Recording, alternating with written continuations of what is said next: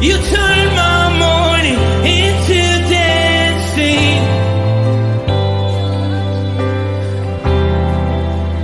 Your love changes everything. There's something about your love. Something about your love changes everything. Changes everything. Something about your love. Something about your love changes everything. Changes everything. Something about your love. Something about your love changes everything. Changes everything. Something about your love. Something about your love changes everything. Changes everything. Something about your love. Something about your love changes everything. Changes everything. Something about your love. Something about your love changes every. You turn my mourning into dancing. You turn my mourning into dancing. You turn my mourning into dancing. You turn my mourning into dancing. 'Cause your love changes everything. Your love changes everything. You turn my mourning into dancing. You turn my mourning into dancing. You turn my mourning into dancing. 'Cause your love changes everything. Your love changes everything. Oh, there's something about your love. Something about your love changes everything in my body. Oh, something about your love. Something about your love changes everything. It changes everything. Something about your love. Something about your love changes everything. It changes everything. Something about your love. Something about your love changes everything. Changes everything. Something about your love. Something about your love changes everything. Something about your love. Something about your love changes everything. Changes everything. Something about your love. Something about your love changes everything. Changes everything. Something about your love. Something about your love changes everything. You turn my mourning into dancing. You turn my mourning into dancing. You turn my mourning into dancing. You turn my mourning into dancing. You turn my mourning into dancing. Something about your love. Something about your love changes everything. Good morning, Rooted Men. It's great. It's great to be with you today. Boy, winter just is always there, and it's like, oh, sorry, I got background noise here, so I'm making sure I was working right. Okay, so we've learned what about Gideon? Oh, Gideon.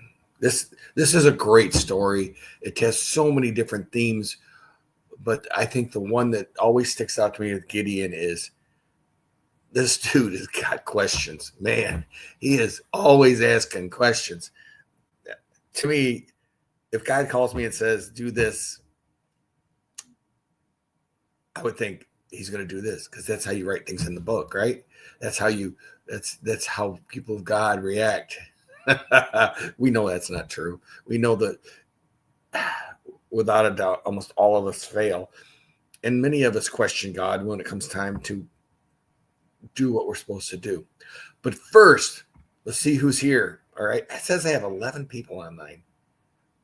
4 on X, 7 on YouTube would be 11. So we have Chuck B, first man in today. He won the race, boys. And then Ken Gooch showed up right there, right next to him. And Chris Conley's here. And Bert Reggiani's here. And that's all that's commented. That's 4. And there's 10, 11. So that's right. Say hi, guys. It's okay. All right. So let me pull this down. Let me see if I can find the correct tab so I don't mess this up. There I am. All right. So it starts out in verse 17. He says, and he said to him, now the angels have come and visited him, told him that he's going to be the guy. All right. And so this is Gideon's response. He said to him, if now I have found favor in your eyes, then show me a sign that it is you who speak with me. Please do not depart from here until I come to you and bring out my present and set it before you. And he said, I will stay till you return. I read this about 4 times because I couldn't figure out who the he was, and kind of maybe the way he should have wrote it. But of course, this is a translation too. So, but anyway, a present. And that's what it sounded kind of funny that you would give somebody a present you just met. But then I looked, and the Hebrew word in this case for present actually means offering. It does. For the life of me, why would translators use present in this instance? But then if you look at some of the other translations, they use offering, and some say present. So I just found that odd. It was a little curious. It's called, the word is minhat. I'm not sure that's how they say it, but that's how it's spelled. MIN-HAT. Lots of pronunciation things over top, but anyway, just a little side bit for you. So he's preparing an offering for this guy. So Gideon went into his house and prepared a young goat and unleavened cakes from an ephah of flour. The meat he put in a basket, and the broth he put in a pot, and he brought them to him under the terebinth and presented them. The angel of God said to him, take the meat and unleavened cakes and put them on this rock and pour the broth over them. And he did so. Then the angel of the Lord reached out the tip of his staff that was in his hand, touched the meat and unleavened cakes, and fire sprang up from the rock and consumed the meat and unleavened cakes. And the angel of the Lord vanished from his sight. Gideon perceived that he was an angel of the Lord, and Gideon said, alas, O Lord God.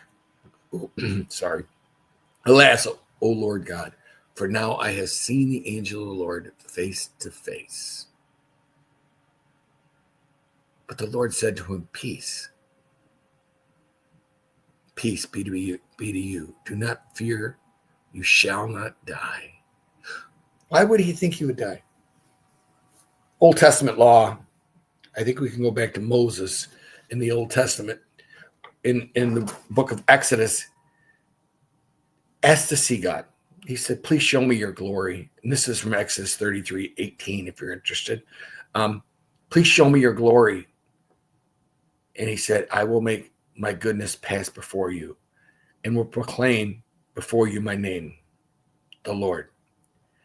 And I will be gracious to whom I will be gracious, and I will show mercy unto whom I will show mercy. But he said, you cannot see my face, for a man shall not see me and live. Okay, so Gideon is aware of this. And he's just been face to face with a man. And I think maybe the words when he said, alas, Lord God, for I have now seen the angel of the Lord's face to face. He was hoping it was an angel. But then God definitely made him say, or, he's told him he doesn't need to fear, he won't die.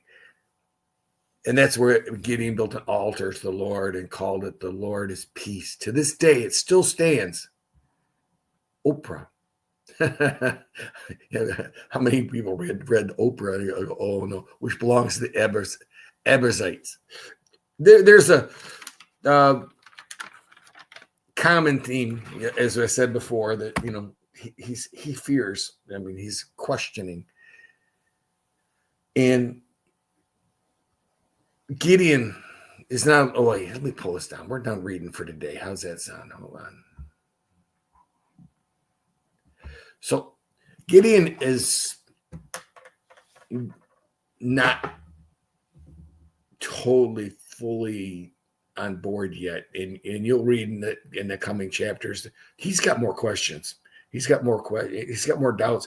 But today's theme, to what we just read, that little bit, it's snippet, we have to find a lesson in there, right? We have to find something that applies to life. And I looked at it and I said, Gideon is not he's not unusual as far as people that God calls. We can remember in the book of Exodus when Gideon, Moses was called, he doubted his ability to speak. He questioned if he should even be in charge of this task that God had put before him. He had deep concerns, and God answered those concerns and gave him Joshua to be his partner. But he's not alone. Jeremiah, the prophet, was called. The first thing he said to God, he said, now the word of the Lord came to me. Before I formed you in the womb, I knew you. And before you were born, I consecrated you. I appointed you to be a prophet of the nations. Then I said, Lord God, behold, I do not know how to speak, for I am only a youth. But the Lord said to me, do not say I am only a youth, for to all to whom I send, you shall go, and whatever I command you, you shall speak. Do not be afraid of them, for I am with you to deliver you, declares the Lord. Jeremiah had deep concerns just as well. He was just a kid. I mean, his purpose, God saw. God called him. He equipped him. But there's been so many that were questioning. You got look at Ananias when he was told to go heal Paul. He was like, "Whoa, wait a minute! This guy's scary." Or there's, how about Peter? Here's the perfect example to me. Peter, the first time Jesus called him, Peter fell down on his knees saying, depart from me, for I am a sinful man, O Lord God. Depart from me. Peter knew how holy Jesus was, how much of a prophet he was. And he also knew all the problems he had and all the weaknesses he shared with so many of us.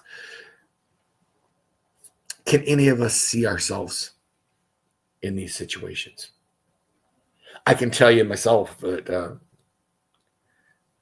I have shied away from certain ministry jobs just because of my own self-doubts and my own weaknesses. The allowing the enemy to whisper in my ears that somebody's got to be more capable than me. These devotions alone, it was not an easy thing to do the first few times. I still struggle, and I still watch that countdown clock with a little knot in my stomach because I'm not sure if I'm ready.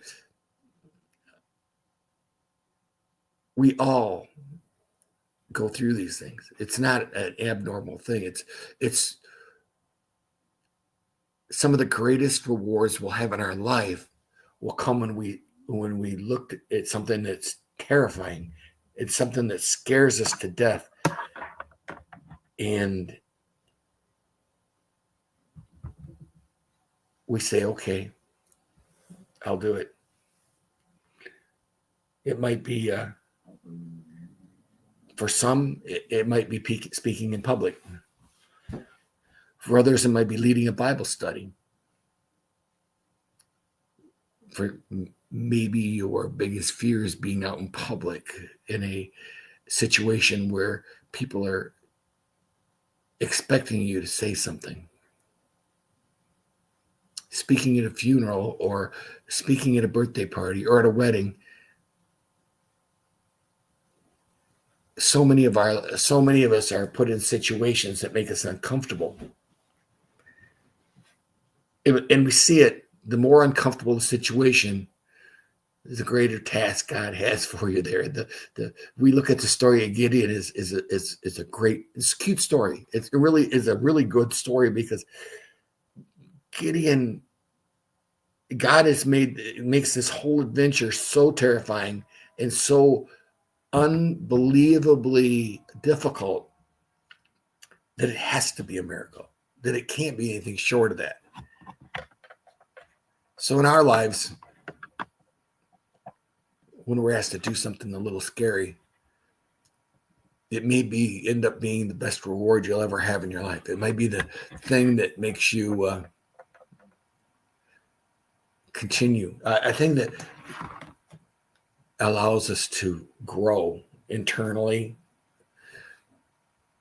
God challenges us. And if he doesn't challenge us, that would be scary. That would be the thing that would bother me the most. The thing that would push me is when he stops challenging us. Does that mean he's done or we're done? I don't think so. I think he's going to continue to challenge us through our entire life if we allow him, if we don't stand in the way and block the path. That's what I have for you today, guys. I hope it was a blessing. I didn't talk too long, which is pretty good, right? And I see that Brian Vlaming came on. And morning, Brian. It's always great to have you. I think that's what I got for you guys. I think I am done. So, how would I say this? Have a firmly rooted day, guys. And may someone see Jesus in you today. Hey, and if God calls you, answer the phone.